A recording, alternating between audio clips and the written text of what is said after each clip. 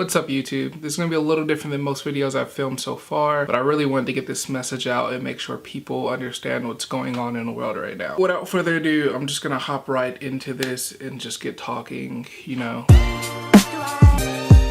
So I live in Texas, if you guys didn't know. Texas is known for being big. Big food, big cars, big people, but it's also known for being a big red state. Texas has always been known as a Republican state. It's always gone Republican, as far as I can remember. When people hear about Texas, like, oh yeah, they always go Republican. That's not necessarily a bad thing. The midterm elections have been pretty crazy here in Texas. Quite a show, honestly, and I've really enjoyed it. We had Beto O'Rourke and Ted Cruz for a re-election. The big show was our senator race. Beto, at first I didn't really like.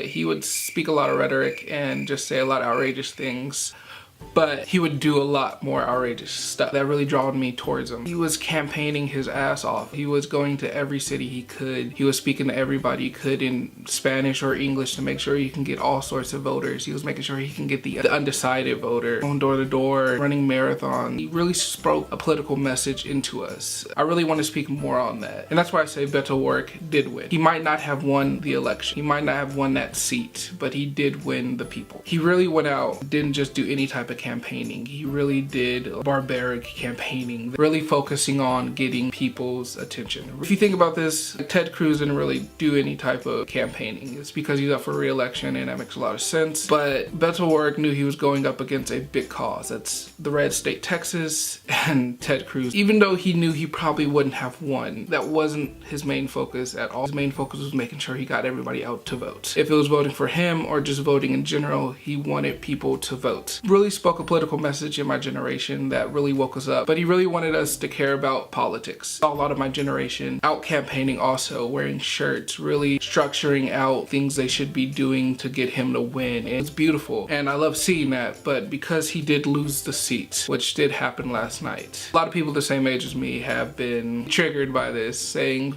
Texas, Ted Cruz, anybody that didn't vote, or anybody that voted for Ted Cruz. That's not what we should be focusing on. Shouldn't let politics, first of all, divide us. That is one thing we should not let be happening. Don't hate your friends or hate anybody that voted for Ted Cruz. This is a red state. But what happened last night, I've never seen in any other Senate election ever here in Texas. Going back to 2000, you have a Senate election between Kay Bailey and Jenna Kelly, and that was honestly a massacre. Also, I believe won her re-election in 2016 against Barbara Ann, who I heard was really amazing, and that was by a complete landslide. If you can see by the numbers, it's crazy. And then we had Ted Cruz that ran in 2012 against Paul Shadler. Man, that was also kind of like a landslide. It was really decided pretty early. You can see like Ted Cruz is already up over 1 million above this guy. But what I saw last night against Ted Cruz and Beto O'Rourke, and this is Texas, a big red state, was a close call. This was very close. It was called early in my opinion, but it was close, and that's what I wanted to see. I wanted to see if Beto could get votes, and he did get votes, and he did speak to he didn't just speak to Texas, he spoke to a nation. Being spoke from California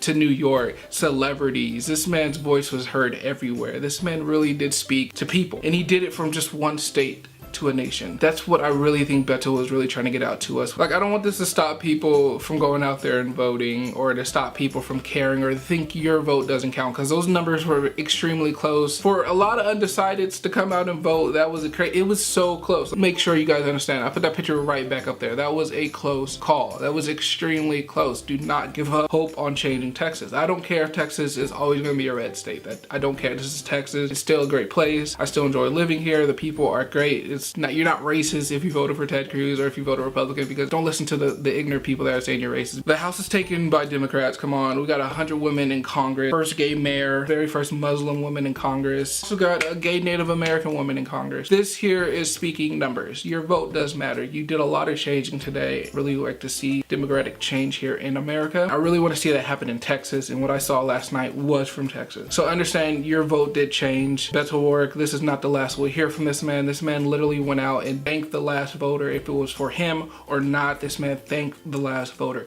I'm happy to say he's a great man. 2020, I kept seeing a lot about it, but 2020, it's a lot of money and a lot of stuff to campaign for. We might, maybe not. I don't think we'll see Beto O'Rourke running for president candidate in 2020, in my opinion. He could, I'm not sure, but let me know your opinions if you see this video. Don't hate your friends because they didn't vote. Don't hate friends because they voted for Republicans. Don't let politics divide us. Your vote does matter, and keep voting. This is just a midterm, so we got another election coming up in 2 years. But anyway, thank you guys so much for watching my video. You know what to do. Like, comment, subscribe. Anyway, till next time, YouTube, suck it easy. Pow, right in the kitchen. I'm so fucking proud of you guys.